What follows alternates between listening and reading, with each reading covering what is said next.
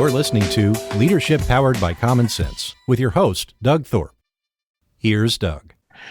Hello again, everyone. This is Doug Thorpe, and this is another episode of Leadership Powered by Common Sense. Today, my guest is going to help us do a little bit of work in the sales and promotion world. She's got a very interesting backstory. I've had a great time. In fact, I spent more time in the green room than I normally do with a guest, but it was not because of problems. We were just having a great discussion, and I realized, hey, we better kick this off and get it going. But anyway, I hope you'll enjoy hearing her and experiencing her stories. Her name is Kirstin Carey. Kirstin, welcome to the show. Oh, thanks, Doug. Yeah, we did have a good time in the green room. So this is going to be a good show. How I got into this is the question, I guess, is I started doing marketing and sales out of my dorm room, thinking it was just fun. I was dating a guy in college who I later married and then divorced, who was an entrepreneur, and he had like 3 different businesses, side hustles out of his dorm room in college. And I started doing all the marketing and sales for them. And I was getting a degree in speech communications and a side degree in business. And I thought, well, this is just fun and games, right? When I get my real job, then I'll be able to do real work. But what I didn't realize is that was who I was meant to be. And I started picking up really big clients like Verizon and UPS and Aramark. If you live on the East Coast and in the United States, you know who Aramark is. And they were hiring me to come in and teach their high-level execs how to communicate more effectively in a persuasive way to sell teams on concepts or to develop their sales and promotions pieces.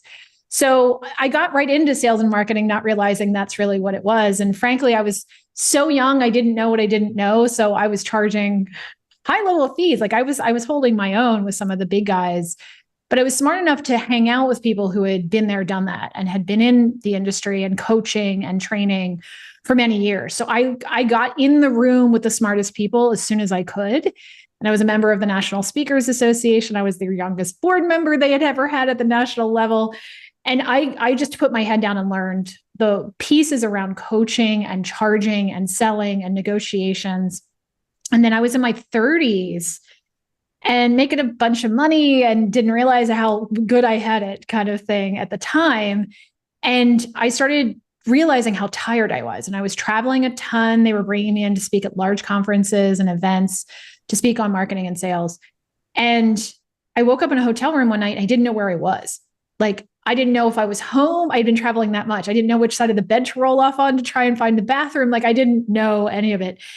And I realized how exhausted I was. So I went to see a doctor and they ran some tests and said, well, you have celiac disease. And I'm like, what is that? And it's an autoimmune condition. And then later I discovered that I had Hashimoto's, which is an autoimmune condition of the thyroid. And they're like, that's why you're gaining weight. And that's why you don't feel good. And that's why all these things are going sideways. And here's some medication and stop eating gluten and bye. And I'm like, well, wait a minute. Like, I'm too young to feel this old. What's wrong? So I did some more natural medical kind of approaches and got some more answers, but I still wasn't feeling the way that I wanted to feel. So like every entrepreneur who knows what they're doing, I dove into, well, I'll find an answer. I'll find a better way. And I didn't believe that I should have just had to take medication and just suck it up. I believe there was a way to reverse this condition, which you can. So I learned what I needed to learn. I went back to school, did thousands and thousands of hours of nutrition training. And then I got into more of the psychology behind illness and why when we're stressed out and the body doesn't feel safe, why it shows up in a physical representation of stress and trauma. And so then I went and got all these other certifications on that too. And in the midst of all of that, I thought it would be a brilliant idea to open up a series of gluten-free restaurants in Arizona. And I built a whole meal plan structure where I would do the food sensitivity testing, the nutrition building, and then I would have my team at the restaurant literally create meals around the things people could and could not have. And they would come pick up their meals. And I built the businesses off of that too. So there was a wellness center component to it. There was a physical brick and mortar component. And in 2017, before it was super popular, I got onto Zoom and built an online program on how to reverse autoimmune conditions. And I built that off of, the stereotypical Facebook ad to a webinar, to a booked call, to a sell them onto your year-long program, high ticket offer. So I built that up. And just recently, after 15 years of building that and having the whole team and everything underneath me, I decided that I wanted to officially move that business off onto other people, sold part of the business, got rid of the brick and mortar, all of that, and decided that I wanted to full-time go into the marketing, consulting, and sales again, which I had still been doing as a side hustle on top of the business. You know how entrepreneurs are. Yeah. So that's who I am stepping into now fully, is taking on clients with sales conversions and marketing. I'm curious, and what a story, by the way. I'm curious, going back to your college days, did you have the entrepreneur vibe at the time, or was it just a rub off of the boyfriend? It was helpful. I think I was attracted to him because of, later now, of course, the psychology of why we were together, I was more attracted, frankly, to that than I really was to him as a person, which is why our relationship didn't last the whole gamut. But I always knew I operated differently than other people. My dad worked for Social Security Administration. He was a government guy his whole career. He got the standard paycheck. He did the 7 to 3 o'clock. He was always home by the time we were at dinner. And that standard safety, you just put in the work and you come home, energy was around me all the time. But I was like, that seems terrible. I hate that idea. And I was always the kid who thought differently. I was always asking, well, why are you doing it that way? Or what if it goes done? So I didn't do great in school. If I loved the subject, get out of my way, I was going to get the greatest grade they ever saw. But if I didn't see any purpose to it, I was getting the grade I needed to get to move to the next thing. Yeah. But I always saw the entrepreneurial thing had to be my way because the idea of a job never made sense to me. Wow. Well, let me fast forward here. When we were in the green room, what probably took us so long there is we were sharing our own experiences with the world of social media advertising, Google ads, Facebook ads, et cetera, et cetera. Tell the folks what you told me about the $1 million business that just fell off the cliff one day. Yeah. So, we decided to go online with our wellness business because the brick and mortar piece was holding us back. And we had more and more people, even local people, who were saying, I want to meet with you on Zoom, and I want to have to physically come to you. And then they were referring people outside of the area to come work with us. So we had to how do we do this online? So I ended up getting into a mastermind coaching program where they taught this idea of book a call from a Facebook ad. How do you get the ads? How do you tailor them? How do you make them work? How do you attract the right people? And then how do you develop the webinar and, the evergreen webinar? And we did all of those things and get them to a booked call. And then you close them on the call. And that worked brilliantly for years. We were getting calls booked for $40, a call booked for $40, and I could enroll half of them. So I was like, this is like free money. It was great. And we got some amazing clients out of it. And we were helping people reverse autoimmune conditions. And that's before a lot of people were talking about that in the space. So it was just this easy kind of flow. And I swear it was overnight. It was like, it turned off. Like it went sideways. And especially because I was in a health-related business, the rules started changing on what you were allowed to say. And you were being censored, and there were certain words you couldn't use anymore. And this was even pre-COVID. It got even worse after COVID. So we switched gears a little. We continued with some of the Facebook ads, but we went to Google ads, YouTube ads. And that was worse because the best part about ads was the retarget, where you had people clicking on things. They may not have booked the call, but now they were in the sphere of, I'm interested in your stuff. You could put them in a new bucket and retarget another ad to them. In Google, YouTube land, you weren't allowed to retarget someone if it was a health offer. Mm-hmm. So like the cheapest ads, the best ads, the people most interested, we couldn't go back to and say, hey, what about us? So our ad spend started just going higher and higher and higher and higher. So, we really looked at it very differently after that, because there were more and more people getting into the health space. There were more and more people saying that we're health coaches, which we were so much higher as far as practitioners and our level of training and what we were doing. But it almost got too easy for people to say that they knew what they were doing after they were taking a 5-minute weekend course in health. And everyone was doing ads all of a sudden. So it just kind of blew up the process for us. And we had to do it differently. Yeah. Well, that is not uncommon. I've heard, and can you give us a year perspective when that business went off the cliff with Facebook, roughly time period? That's a good question. It started shifting right before the pandemic came in, and then the pandemic, especially for my industry, went sideways. So what we were saying, take vitamin D and eat healthy and eat your greens, like very natural type of things, we were being told was against the rules, and it was not verified. And I'm like, we're telling people to eat vitamin C, take vitamin C, and you're telling me that I am giving false information. Like, it just went sideways for the industry in so many ways. So 2020, it actually went up for us slightly because so many people weren't able to, didn't leave their houses to get support. So the people who were already established online seemed to do better for a while. Right, and then somewhere before 2021, I feel like it just turned and just took a nosedive. Yeah. Yeah.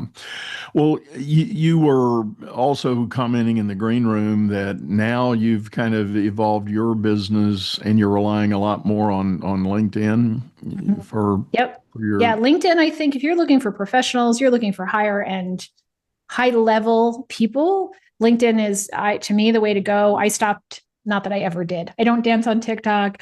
I don't love Instagram. I know practitioners who do well using Instagram, but it follows kind of their energy. I don't love the way you have to post on Instagram. I don't love that you have to do it from your phone for the most part. It's harder to hand off to team members to do. It got to a point where I'm like, here's what I believe about marketing and sales. If it does not align with how you like to do business, stop trying to do it. Because it's just going to attract people who like doing that. Right. It makes it harder. So LinkedIn are my people. That's who hires me. They typically, I found, have more money to spend. They value their health or their business or their performance a lot more than someone who's just dancing on TikTok. Again, throwing no shade. Like, hopefully nobody feels that I've just been like, you are terrible if you're making it work on TikTok. But there's just too many things that didn't align with who I am as a leader. Right. Well, I think what I've noticed, I was part of a health clan, if you will, back 6, 8, almost 9 years ago, and I'm not going to name the brand, but I'm not affiliated with them anymore. But the coaches in that, they were fitness coaches, and it was kind of a quasi. Gosh, I just lost the word. What's the one with the high like impact? An MLM? Like, was it a multi-level marketing thing or? No, not multi-level. I mean, it was a physical Direct gym, marketing. and we Okay. go to, but it was a community thing, and it was CrossFit. That's the word I was looking for.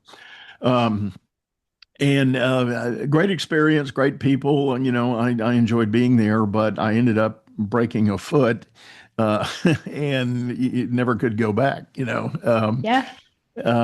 So, there's a cost when you pursue something like that. But my point is, the talent that was there, and I do call it talent, and I mean that very respectfully in a good way. They've done well with Instagram and TikTok, and because they shoot little short videos of the wild, crazy crap that they do in there, and and it does produce results for many.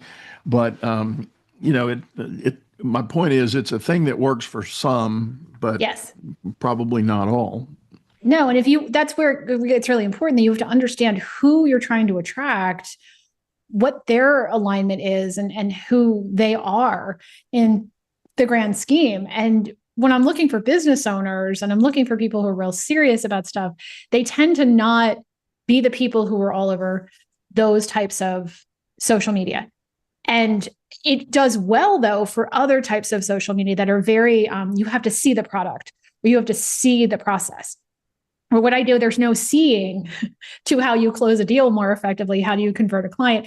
It doesn't translate, at least the way that I do it, that well into a visual aspect. Right, right. So let's talk about that. Who are your target clients these days? Who do you typically try to engage?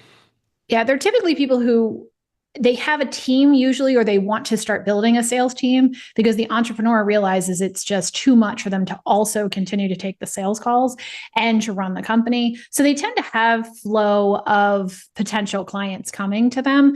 The challenge is either they're spending too much money getting them, so the close becomes really important, or they're enrolling, frankly, the wrong people, or they aren't enrolling as many as they think they should be. So I look at the whole gamut of who's coming in, what do they want, how are your salespeople handling them, or how do you hire a team to help you enroll those people more effectively? Because most people, especially now in the market that we're in and what's going on even politically, there's a lot of mistrust going on in a way that I, in my 50, whatever, how many years old I am now, I've never seen the level of mistrust. So there's a different energy that has to go into the sales process now, where you develop a level of trust. And you do it by being much more, I think, clear and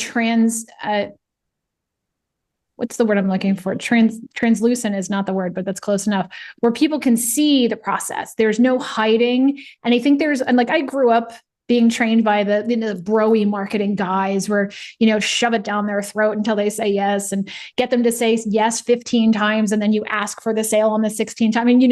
And that's like the dark side of psychology, right? So using the understanding of what drives a person, the psychology behind that, and the understanding of what makes somebody want to say yes versus tricking them out of their no, it's a very different enrollment.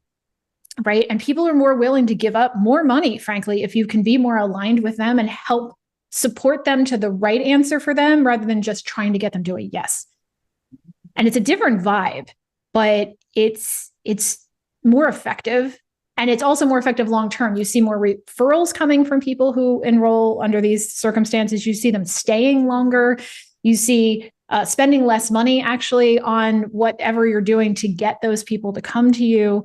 So it helps you long term if you understand the flow of the way that I process and help people convert sales. Yeah. I can really relate to that. And, your point about mistrust, I think, is huge.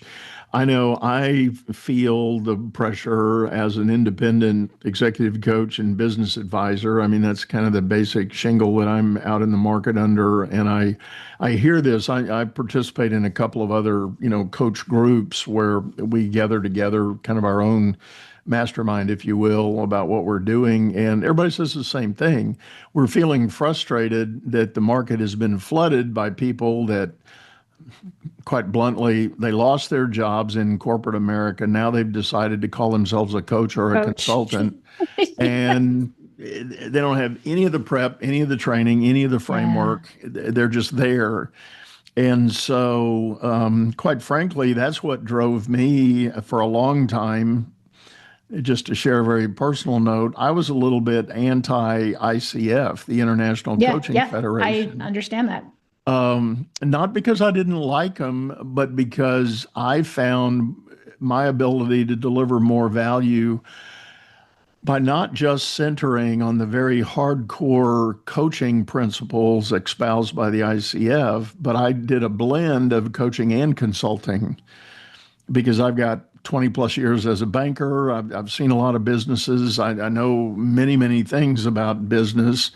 And for the next generation leader that's coming up, hitting their head on a wall on a certain issue, I can help them with that from a consulting standpoint. And I can try to provide some coaching to help them be a better leader for their business.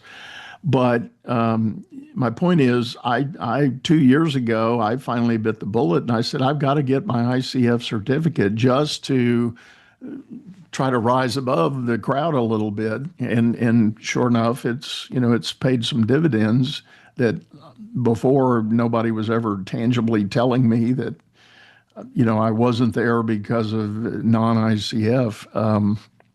But it is a frustration. So I'm sure the ability to put the messaging out there and connect at that very more psychological level is important.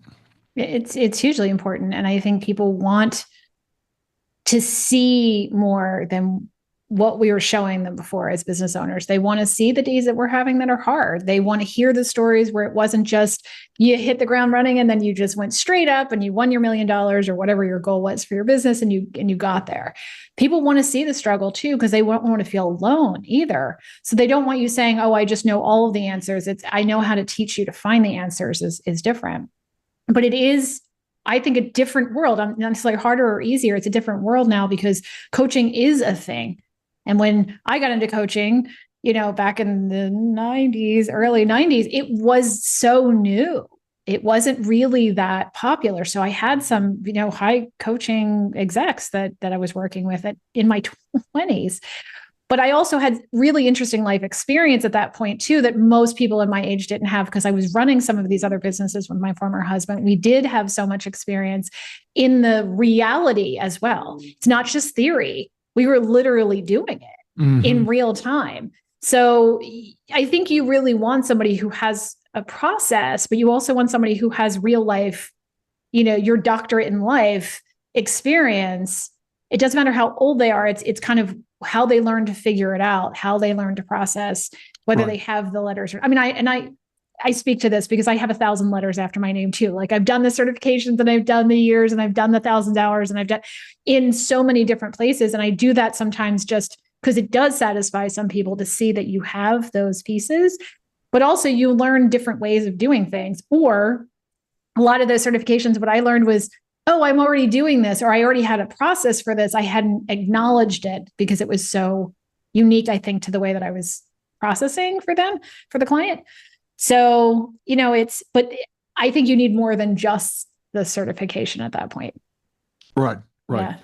No, I agree with you. Having the hands-on experience of being out there in business and in life to share with potential clients, because inevitably, life is very much a journey, and somebody somewhere, typically it's at younger age, they're embarking on a journey and they get stuck, and so they need that Sherpa to kind of guide them through the narrow of the mountain to get them to where they want to go, and being able to show up kind of as that qualified guide who's maybe crossed that passage a number of times with slightly different experiences every time, can help smooth the way for the new one. And I think that's very important to be able to tell that story and get it out there that way. Yeah.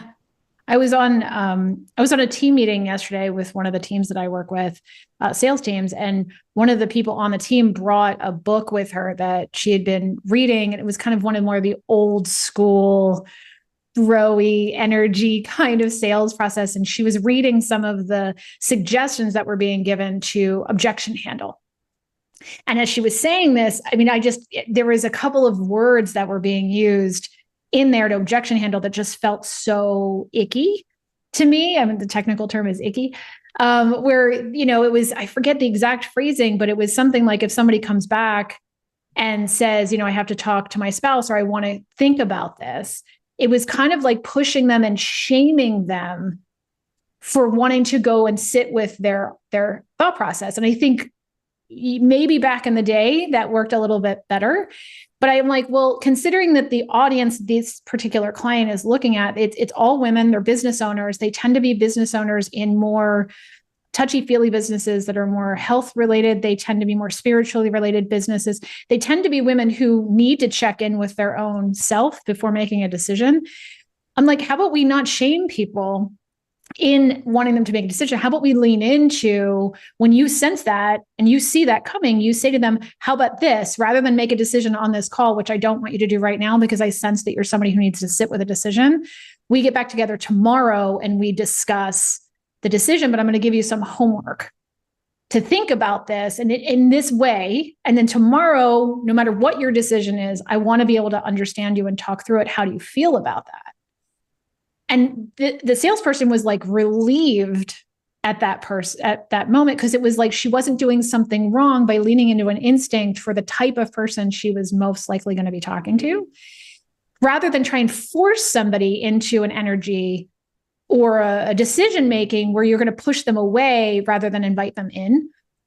And I know that conversation changed her, and I know she's going to enroll, and I'm excited because they're about to go into a launch next week. So I'm going to be excited to see where this particular salesperson ends up on the other side.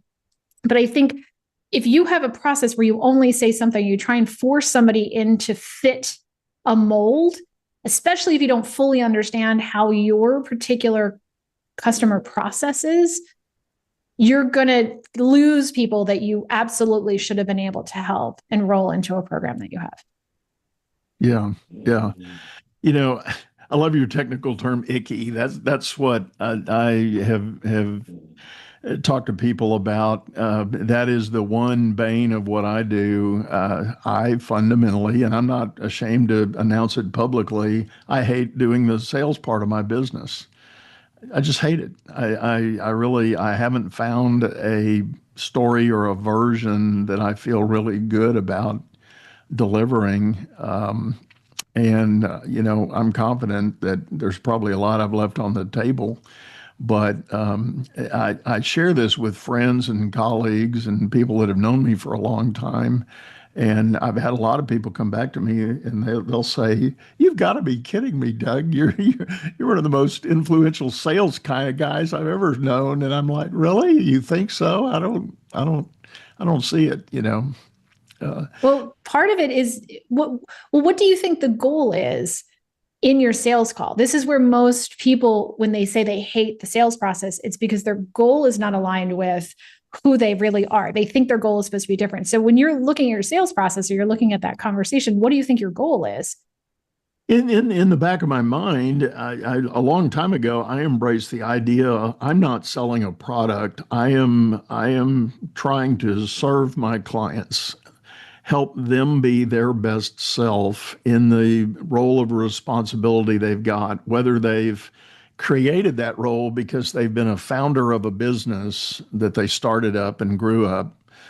That's kind of a self-fulfilling appointment of authority, right? You created and now own the business. There's a level of authority with that. And if you've never spent a minute thinking about what it takes to really lead that enterprise, not just push people to make things happen, but really lead people into and through the challenge in front of you, now may be the time to start exploring what it means to really be a leader of your business. And to me, that's a service. I can serve them to be a better version of themselves for the greater good of the business. Right. So when you're on the call with them, if you start seeing the call's purpose, the conversation's purpose is to help them find clarity over what it is that they need right now, and is the process or the program or the product that you're selling them, is it the bridge to get them from where they are now to say where they want to be, to get to those goals that they have? That's the only goal that you really should have on that call, is getting them clarity around seeing you as the bridge to the other side, and seeing if it's not the right bridge for them right now to get to the other side. So if you go into the call with the, look, my goal here is just to help you find clarity. Is this a yes for you to get you to where you want to go? Or is this a no for you? Or a no for now to getting you where you want to go? We want to make sure we get clarity by the end of this call. Is that okay? And they say yes, then you're on the different side of the table with them in that moment. You're no longer trying to convince them to do something or trying to make them say yes or give you a credit card in that moment. Your goal is just to help them find clarity. Now, if you get the clarity and it's a yes, then it's your job to then say, okay, let's move forward. And this is how we can do that. But most people go onto the call thinking their job is to get the deposit or the credit card or get to yes. I'm like, sometimes it's to get to a no. The idea is to get to a clear yes or no, and to be with them as their coach through that. And most people go into the sales calls thinking that's not their job. It's Right. to get the yes, and that they messed up if they got something other than here's a credit card. Yeah. Yeah. So I think you're right there on it, and it sounds like you instinctively do a lot of this really well. I do, and part of what I'm struggling with, and I see it again in a lot of my clients too. Back to what we were saying about the right top of the funnel effort. Where do you put the message out Yeah.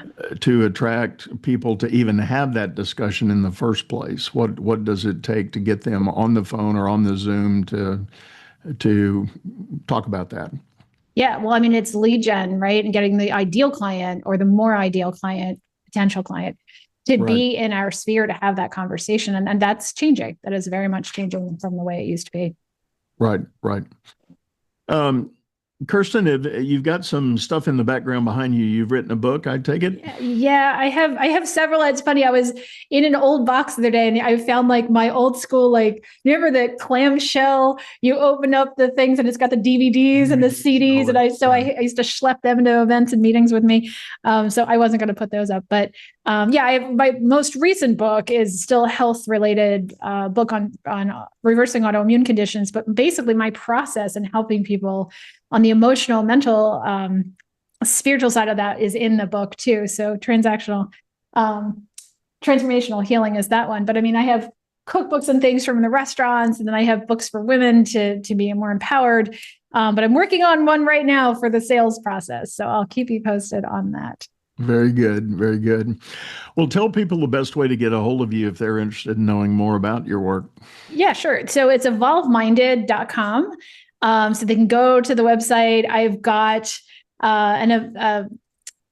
lead magnet. I know who I'm talking to. I have a lead magnet on there, of course. Now they know what it is. But basically, it's a report that's giving people what I see right now today to be the 7 biggest sales mistakes that are costing high ticket enrollments. And then what do they do to fix them? So they can do the exchange where they give me their email address and then I exchange them out with their report. They can do that, or find me on LinkedIn, because LinkedIn is the way to go, I think, right now, if you're serious about business. Very good. Well, as always, folks, we're going to have Kirstin's information in our show notes, so please feel free to hop over. And I do want to remind you, we got a video version of this show on YouTube, channel by the same name, Leadership Powered by Common Sense. Hop over there, check out our archives, and leave me a message or a note if you're interested in a topic we haven't covered yet on this show, or a guest, or perhaps you'd like to be a guest. I'm happy to entertain that idea.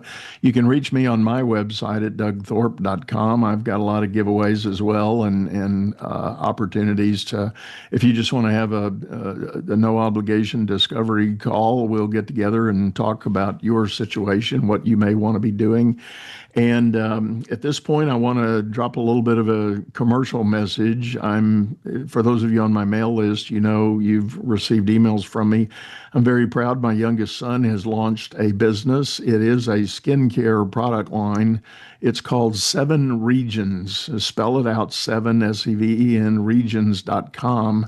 It's all natural and it's all formulated and blended on order. He doesn't stock pre-manufactured product. It's very fresh when it arrives.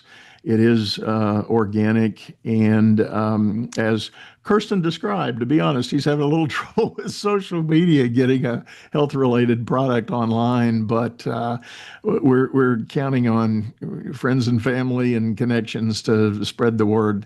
Check it out at his website. There is a discount if you're a first-time buyer, so take advantage of that, and look forward. Again, that's 7regions.com. I think you'll enjoy it. But that's no joke. If he's doing those by hand, I'm like, if he's by order, that's a very big deal for health. Yeah, it is. That's impressive. There is nothing pre-formulated or stored in a warehouse anywhere, and it is. Some of the formulation, for those who know it, it takes a little time for it to set up properly. He manages all of that accordingly. And we'll get the order out to you as quickly as possible. But I'll definitely be checking it out. So. Check it out at 7regions.com. But with that, we're going to sign off, say goodbye. And as always, I want you to go out there and make it a great day. You've been listening to Leadership Powered by Common Sense, hosted by Doug Thorpe. If you would like to know more about the coaching and advisory services he provides, visit dougthorpe.com.